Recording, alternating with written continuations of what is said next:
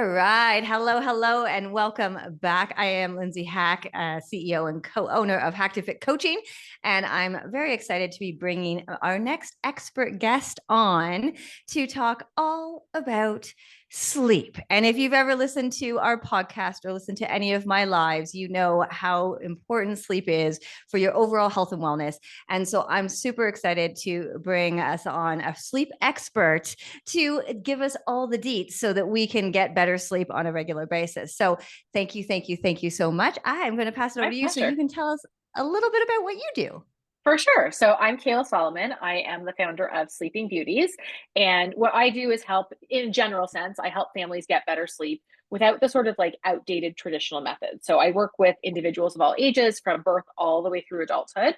I would say the two things that sort of differentiate the way that I approach sleep from like your average sleep consultant is that number one, I take a holistic approach, which means that I'm looking at the individual and the family as a whole and not just the sleep as a problem. It's usually a symptom of other things going on.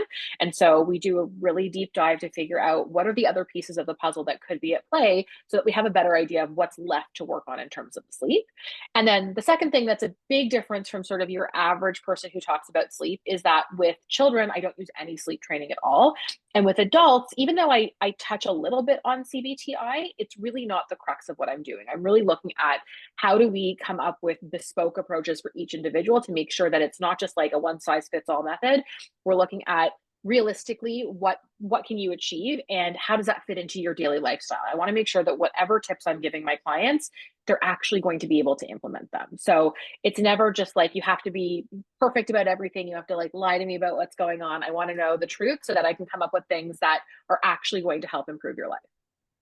Yeah, I love that. And I love that you say it's kind of like when we're lying to ourselves, it's one thing. When you're lying to your consultant or your coach, it's a whole other thing because we can't help Yeah. you. We can't Yeah. help you, without this going on. So honesty is always the best policy. We're putting that out there in the first place. But what Yeah. I would love to hear from you is, I mean, obviously you and I have had multiple conversations about the importance of sleep, for our overall health and wellness. And my audience definitely tends to be a little bit more on the perimenopause, menopause, what the heck is going on with my body? Why can't I sleep? Yeah. What is happening?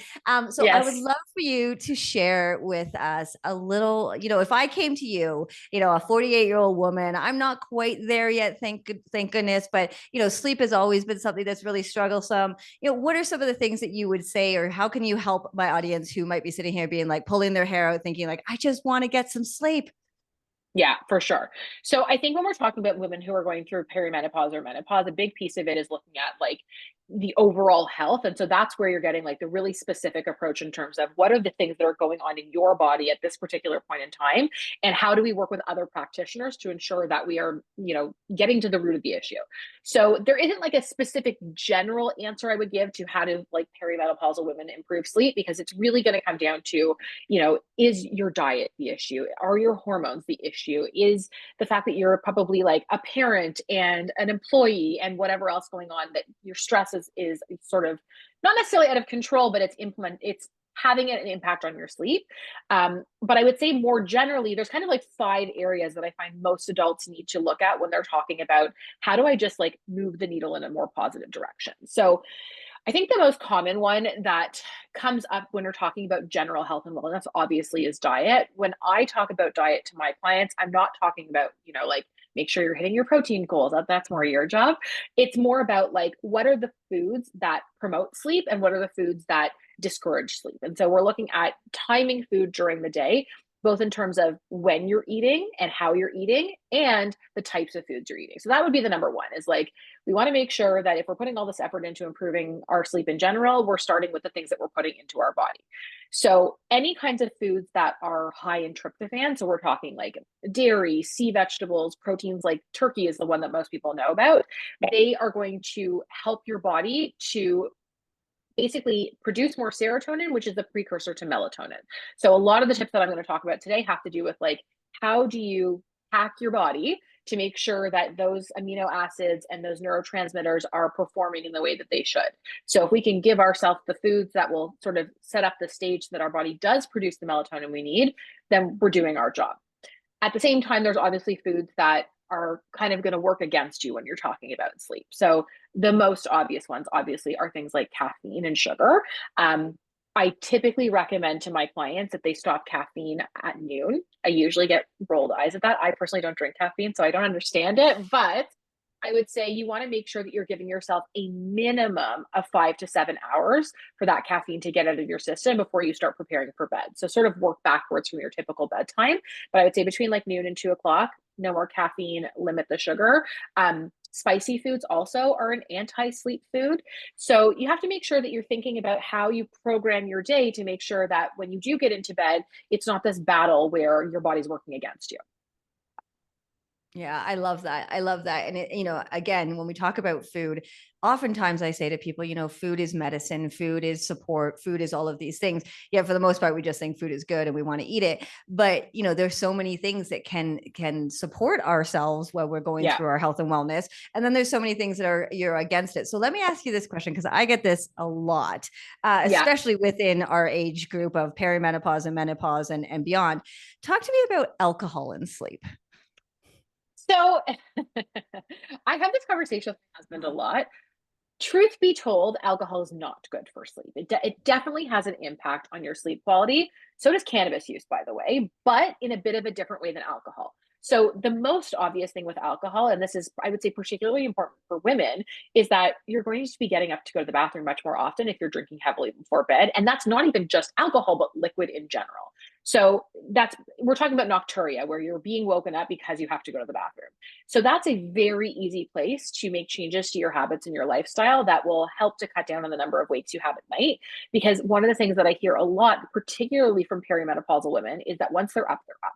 So if you have something that's creating a wake up that you could have an impact on changing, then at least you're not worrying like, okay, if I get up to go to the bathroom, then I'm going to be up for 20 minutes or half an hour. And then your mind starts spiraling. So everything in moderation. Like if you enjoy having a drink once in a while, obviously you have to sort of look at how it impacts your body. But what I encourage families to do, and what I encourage individuals to do, is track it for a week. Write down what your sleep looks like do a full sleep tracker where you're looking at what time do you go to bed, how many times do you wake up throughout the night, what time do you wake in the morning? Do you feel refreshed when you wake up in the morning? And how does that correlate to caffeine use, cannabis use, and alcohol use? So if you can look at what your trend is in your own body, then you can sort of say, okay, I know I can handle one glass of red wine before bed, but if I have like a cocktail, personally, I would say it's better to avoid it. But again, like everything in moderation. Yeah, no, I love that so much because, again, from a health and wellness perspective, I often say personally, I don't drink. It's a choice that I've made. And, it becomes better for me in the long run. Now, if somebody said to me, one of my non-negotiables are, I do like a glass of wine before bed, or I do like a glass of wine on a Friday, just like caffeine, when you say people roll their eyes, I'm not saying don't do it, but we definitely have to be aware of how things affect us. Right. So, 100%. I hear a lot of the times, I sleep pretty well until I have a glass of wine. Yes. And then it's like, what the hell just happened to my life? Yeah. And so, and so I feel like if that's kind of where people are, like you said, that awareness piece is super important, because for me, I do drink coffee. I don't drink coffee, but I drink tea. So it does have caffeine in it. But I also do drink tea later into the evening, and I don't find it makes a huge difference for me. But when somebody who is like, I can't have a coffee after 12:01 p.m. or I'm done for, right? We all have these things that, so, everything we talk about in general is going to be specific for certain people, but that awareness, I think, is the most important. So tracking, how do you feel? Did you wake up? My husband right now, Ben, he's like, I can't have water after 8 o'clock, or he's up three times in the middle of the night. Right. And, that in itself makes me laugh, because I've always been the big peer of the family. Yes. Right? So, but he wouldn't know that if he wasn't able to track it, right? He wouldn't know those things. So, again, if wine or a cocktail is big on your list, then look at what it is. And so if you're going to have a glass of wine, maybe you have to look at your sleep routine a little bit different that day or whatever. But I have a question, because people often say this to me. So you said, smoking or cannabis or whatever. So people use that a lot to help them sleep, but you're saying it's actually not that supportive. So it depends. Again, everything in moderation. I think it's very much an individual basis because it depends how we each metabolize what we're putting into our bodies. Most of the data that looks at it says that cannabis use actually helps us to fall asleep, but it can have an impact on your sleep quality. So that's where you Interesting. have to look at, like, how does your body react? So I don't drink at all. I do use cannabis. And I know that, like, for me, I can only use it on the weekends because I know that I'm going to wake up groggier in the morning. I Right. fall asleep easier, but I know that it's going to impact me.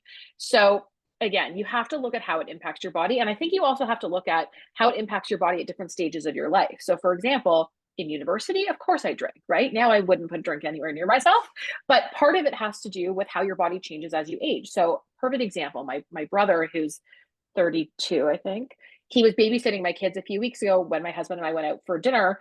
And he's like, "Where do you keep your coffee?" And I was like, "Why do you want to know where I keep my coffee?" He's like, "I like to have an espresso in the evenings." I was like, "What? Like, what are you talking about?" He's like, "Yeah, it doesn't impact me at all." And so he's like, a 30-year-old male who can have a coffee at 9 or 10 o'clock at night and it doesn't impact his sleep. And me, if I have a coffee at 7 a.m., I'm going to be up all night that night.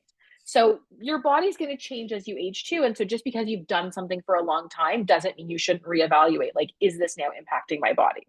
So cannabis use is the same thing. Sometimes it's okay. Sometimes it's not. You have to look at, like, are you waking more at night? Do you feel like your sleep quality has been impacted? Are you groggier when you wake up in the morning? Um, but I think we also have to have, like, our little fixes here and there. And so if alcohol or cannabis or coffee or whatever it is your fix, you have to do it in the scope of what you can handle and how much sleep deprivation you can handle if it is impacting your sleep. Yes, absolutely. I agree with that. I'm not a big user at all, but I somebody gave me some gummies and they're like, this will help you Yeah. sleep. And I was like, oh, Yeah. okay, excellent. Yeah. Took some, didn't affect me, then made the error of taking some more, only to be like, what is happening I right made a now? mistake, Lindsay. Come on. I know. But anyway, so I was like, no, that's not going to work. So let's talk a little bit about so you said it a few times, and I talk a lot about this with my clients. It's like falling asleep is almost stage one, Yeah. staying asleep is stage two, and Yeah. quality of sleep is kind of stage three, is where steps is the way I look at it. So if you had somebody who was like, falling asleep is no problem, staying asleep and quality of sleep, and I think again, your body, who you Yeah. are, like that kind of thing. I would say for the longest time, I really struggled falling asleep, so Yeah. I had to like reevaluate what I was doing for my like nighttime routine. And then Yes. that was good. And I had a great nighttime, meditation that helped me. And then staying asleep was the issue. And like you say, I wake up, click over, my head's going a mile a minute. I can't get back to sleep. And then that was a little bit better. I had some tips and tricks for there. Yeah. And then looking at, my watch the next morning, it's like, you had a shit sleep. And I'm like, thanks. Yeah. Thank you. I know. Thank you. I Yes. appreciate that. So let's talk Yes. about kind of those three areas and what you can do to Yeah. kind of help in that area. Okay, so that was actually a very good lead into the other things that I wanted to talk about. So, one of it is how you sort of structure your day. So, if you're somebody who likes to exercise, looking at what time of day you're exercising can have an impact on falling asleep. And if you're somebody who doesn't tend to move your body that much, you have to look at, if you're kind of just sitting at your desk all day long, if not moving your body is then impacting how tired you are when it comes to bedtime. So, generally speaking, in terms of exercise, it's better to work out earlier in the day as opposed to later in the day, especially if you're doing anything high intensity, because that is going to elevate your cortisol levels, and cortisol and melatonin kind of work against each other. And so, if you're, doing like a HIIT class at 8 o'clock at night, it's probably going to be more difficult for you to fall asleep that night. So, timing what your day looks like can help make sure that your body is sort of set up for success when it comes to sleep. Um, the other really big thing that I see a lot of people do, and I do it myself and I don't fault anybody, but we have to be really cognizant of our blue light exposure because, again, Mhm. we live in an environment where we have blue light in our face all the time. And that has a massive impact on how our bodies prepare for sleep. So, if you're getting too much blue light exposure in the evening, it's telling your body it's still daytime. Don't produce melatonin because you're supposed to stay awake. So, the more you can reduce blue light exposure in the like 60 to 90 minutes before you go to bed, the easier it's going to be for you to fall asleep. And it's going to make it easier to stay asleep because that's how melatonin helps, right? The question I often get asked is like, well, should I just supplement with melatonin? Personally, I don't typically recommend it unless you have done, blood work with a naturopath or with your doctor to say you have a melatonin deficiency. Melatonin is not a supplement, it's a neurotransmitter. And so if you provide it to your body doesn't need to produce as much of it on its own. You don't necessarily become dependent on it, but it just sort of works against you. So I don't usually recommend it unless it's in a specific situation, like you're traveling and you have jet lag or you have insomnia from an illness. Like that came up a lot during COVID where people were having insomnia from COVID infections. And so that was a time where I said, yes, it makes sense to supplement. So the more you can do to set your body up so that it's producing the right neurotransmitters and the right hormones at the right time of day, the easier it's going to be to fall asleep, to stay asleep. Exercise obviously has a big impact on that. I think the other thing is making sure that you have a bedtime routine that works for you. You know, a lot of us think about getting into bed and just like instantly falling asleep. You have to prepare yourself. So especially for women, especially for mothers, we put so much energy into making sure our kids' bedtime routines are like this. You know, you have all these different steps. They have to happen in the same order, and we're very good at staying on top of it. But then it comes to us and we're like, okay, I'll just like get into bed and scroll my phone and hope that I fall asleep. It doesn't work that way. We need those bedtime routines too. So, you know, if you're the type of person who really loves a skincare routine, build that in so that your body has that time to decompress. If you're the kind of person who likes to listen to a meditation before bed, do it every night. Like having that time for your body to relax and to clear your head makes a huge difference in terms of how long it's going to take you to fall asleep. But what happens during the day also impacts us at night. So your dreams are going to be impacted by what's going on in your head. And so if you go to bed like right after finishing writing a report or right after you've just watched like another murder documentary, that's usually what I'm guilty of, then obviously it's going to impact your sleep quality. So that's where I often say to people, in addition to making sure you have a bedtime routine that works for your body, if you know you're the type of person who's an overthinker or that you're going to get into bed and that's when the to-do list is going to start piling up, have a system in place where you have the ability to clear your head. So whether that's the meditation before bed, whether it's doing, you know, different breathing exercises, 4-7-8 breathing, box breathing, whatever it might be, or keeping a notebook by your bedside table. I find that's a really helpful one. The reason I say notebook and not your phone is because A, I don't want you on your screen right before bed. And B, there is some evidence that the EMFs that are transmitted through phones can impact sleep quality. So I typically say to people, put your devices in another space. But if you have a notebook beside your bed and you have that to-do list piling up, just get up, write it down, and go back to sleep. But there's a lot of evidence that shows that actually writing things out can help clear your mind. So I think it's really important to think like if you were structuring something for somebody else, what are the things that you would tell them to do? And then make yourself do it because we're much better at preparing for other people and we tend to be last on our to-do list. Yeah, absolutely. Oh my gosh. That is so true. You know, and again, as coaches, oftentimes I'm so guilty of that. Be like, oh, I could tell you all the Yeah, things to do. And then I'm like, exactly. hold on a second. But no, I Yes. love that because that's exactly what I ended up doing. So I had insomnia all through high school, all through university, and up until probably about my 30s. And then I had kids, and I was like, well, that's not fair. Right. Exactly. Exactly. But so I've spent a lot of time really like, so I do a nighttime meditation like without fail. And I do Yeah. have, you know, my piece of paper beside my bed. But it's funny because my husband literally could turn around to me and he does this often and I want to kill him for it. He'll like, watch this. And then within seconds, he's asleep. And I'm just like, how in the world? But same thing. I have Oh this my routine God. and, you know, Yeah. part of that is getting, like, I always put water in my kettle for my morning tea. That's like the Yeah. trigger. And then it's like, get my clothes on and have my clothes for tomorrow morning and my Kindle. And like, I have all these things. Yeah. And it really does make a massive, massive difference. And I always laugh, Yeah. you know, my kids are teenagers now, so oftentimes they're putting me to bed and they're doing their own Yes. thing. I don't know what's happening up there, but it's the same thing. That routine makes a huge difference. And when they were younger, Yeah. you know, as you said, we were very specific about what they should be doing. You know, baths. You know, I actually have a sauna now sometimes because we have a sauna here, and that makes my Yeah. sleep so lovely. You know, so it's Yeah. all of these things that really help encourage going to sleep, staying asleep, and quality of sleep, which I love. Yeah. Which I love. The sauna is actually a really interesting one. And as you were talking about it, I was thinking I'm going to say a bath is actually really great before bed. And it's the same Mhm. reason why a sauna works.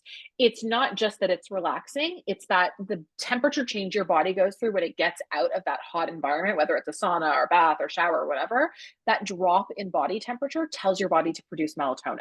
So that's why it's such Mhm. an important part of a kid's bedtime routine too, is that, you know, A, it's sensory input. So if you are a sensory seeking individual and you need sensory input before bed, having the, you know, the hot water run on you and the sound of it and whatever else is great. But when you get out, your body temperature immediately drops, and we want our body temperature to go down to Mm. get better sleep. Interesting. You know, it's Yeah. funny. I'm like a scolder in the bathtub. Like I like Yeah. red skin. Like, you know, somebody Yes. could get in after me and they're like, what? It's like How? on fire. Yeah, exactly. And I love it. I love it so much. But that actually makes a lot of sense. And that's why I love the sauna. You know, you're sweating in Yeah. all kinds of places, you're doing all these things. And then you get, and I don't know, you get into bed and you're just like, oh, it's just You're such a exhausted.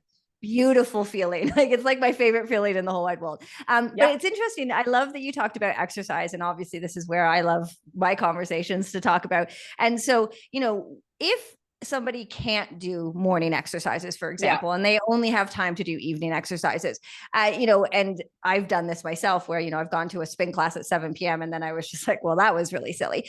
So I Yeah. try really hard to do earlier than later. But what, Yeah. so let's say if it was either I do a spin class or a run or a workout in the evening and I get crappy sleep, or I don't do any movement at all and I get better sleep. So if you're somebody who comes to me, I come to you and I say, I can only do it at nighttime, what are some of the things that you can do to help that, even though I know I'm making it harder on myself, but it's the only time I can Yeah. work out? Listen, I think any kind of movement is better than no movement at all. So if the choice is working out in the evening versus not working out, it's still going to be better for you in the long run. I think just making sure that you're timing it so that you have enough space between the time you finish your exercise and the time you go to sleep is really important. And then layering in all these other things that can help improve your sleep. So, you know, taking a shower after you work out. I mean, obviously, most of us do that anyway, but that's going to help set your body up for success. If you're working out, let's say at home, and you can dim the lights while you're working out, that's also going to help because you're not getting that added blue light exposure. So anything that you can do to control the time between your workout and the time you're going to sleep is probably all that you can do. I would never say to somebody like, don't work out, you know, like if the option is work out in the morning or work out in the evening, obviously the preference is working out earlier in the day. But I think that there's so many other things that you can put in place to help improve it that the workout itself is not going to be that detrimental to your sleep.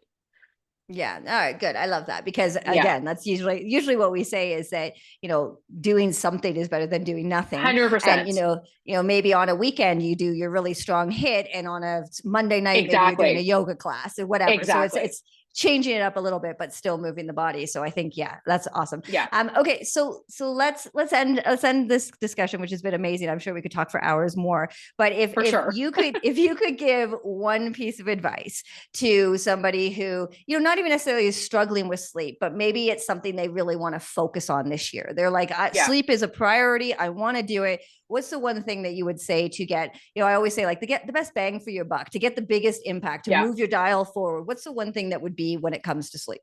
It's a really good question. And I'm actually in the midst of working on a course for adults specifically on that. So that was a very good question. You didn't even know that. I, Yay. I No. think the biggest thing is being aware of what's going on. And I think this is the same thing that people struggle with when you're talking about diet is people will say, oh yeah, I've been eating really healthy and I'm probably staying within my calorie range. But then when they actually track it, they're like, oh, I didn't realize Mm-hmm. this was this much more. So sleep is kind of the same thing. You want to make sure that when you think about your sleep, it's not just, oh yeah, I must be getting like 7 to 9 hours a night. Track it for a week. And I would say, in addition to tracking your sleep, track your mood during the day and track your hydration also, because hydration is really interconnected with sleep. And if you can track it and sort of see on paper where there's space for improvement, it's going to be much easier to put things in place rather than saying, okay, I'm just going to start from scratch and fix all the things, because you're not really going to know which are the things that are impacting your sleep. So just by like tracking it for a week, making sure that you know where are the pain points. Alcohol use is a great option. So like if you know that you wake up Saturday morning and you're always exhausted regardless of what time you wake up, and every Friday night you're having a drink or two drinks or five drinks or whatever it might be, just by writing it down, you can sort of see, okay, maybe this is the piece that I have to play around with. So just making yourself more aware rather than trying to perfect whatever you think your sleep should look like. Baby steps is really what I typically say to people. Like, let's start small and then we're just going to build on that. Yeah, I love that. That's exactly how I work as well. Because if you try to change everything at once and something works, well, what is that How something? do We you don't know what it know. is? Yeah. Exactly. Honestly, that's what Exactly. I do with like infants as well. Is I say, like, I'm not going to lay out for you all the things that I could possibly think of that we're going to change with your child right now. Let's start with one and see how it works. And when we see how they react to it, then we know what to change next. And it's exactly the same with adults. Yeah, no, absolutely. Okay, I do have one more question because you Yeah. said tracking. So often people come to me and they're like, is it a doohickey? Is it an app? Is it an Aura ring? Do you have a suggestion? Because I mean, obviously there's so It's many a out there. really good question. And how accurate are they? Sometimes I'm So like, what? I do think some of them are fairly accurate. The Aura Ring is one that comes to mind right away. And I actually, the system that I use to track my clients has a built-in compatibility with the Aura Ring, so they can actually send me their sleep data. And I have a client that I'm working with right now who wears an Aura Ring and just had a sleep study done. And the sleep study data she got from like the in lab was very similar to the data she got on Oh, her Aura Ring. So I okay. do think that they're pretty accurate. But I also think that they can drive you crazy because you don't Mhm. really, like, as an individual, know what you're actually supposed to be looking for. So every human, baby, adult, whatever, wakes at some point during the night. That's the way sleep biology is designed. It's our most vulnerable state. So I do expect people to have at least small wake ups during the night because that's what happens when you transition between sleep cycles.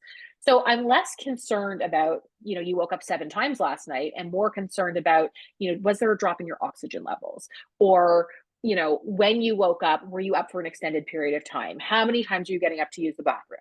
So the devices are good as long as you're not obsessing over them, because it's really more important to just get like a basic idea. How do I feel? Do I feel like I'm getting quality sleep? And other places where I can see improvements. But just like anything else, I find that tracking kind of becomes obsessive and it sort of veers you off course from what you actually should be focusing on, which is how your body's reacting to the changes. So Yeah. No, I personally, love I that. have an Apple Watch. I don't wear it to sleep, but you could. Yeah, no, I love that because I think, I had a client actually come back to me what afterwards because I in my app I have integrations and they can Yeah. same thing send me the information, and she's like, first of all, I hate wearing my watch to bed. Second of all, I'm so obsessing myself with what's going Yes. on, and I'm like, Yep. then stop, just don't Yep. do it. And we went Yep. back to how do you feel in the morning? What do you feel like? How do you get up in the middle of the night to go to the bathroom? And so it was Exactly. almost and I always say like, one of the big things like our podcast talks about is cut the noise. There's so much stuff out there. There's so many Agreed. complicated ways to do things. Sometimes when you go back to pen and paper, it's the Yep. best way. Yep. I totally agree. I mean, like, listen, there's so many devices you could buy online. I don't know that it's worth the money. I'd rather you invest in other areas, like buying yourself like a really nice water bottle that you like drinking from so that you're drinking enough during the day, or invest in coaching because we can come up with a specific strategy for you rather than just basing it on the data that you're getting from a device. It's the same thing, actually. It drives me crazy when I work with families who have babies who are like, I'm tracking everything in this app that I found online, and the app tells me when I should put my baby down. I'm like, please stop using the app. I want you to track for 3 days. I just want to see patterns. I don't want you to obsess over the fact that some device told you that your baby is like not having good sleep efficiency, because it doesn't, it's a robot. It doesn't know your child. So it's the same with adults. Like, all of these devices are great, but we don't really need them. Well, and I love that because I remember reading an article years ago where it was like, if you wake up, no matter what you feel like, and you were like, I just had the best night's sleep ever, you can trick your brain to say, I have the best night's sleep ever. And so what I Yeah. was finding when I was, I got a new watch and I was all excited about doing it, and I was asking me all these questions.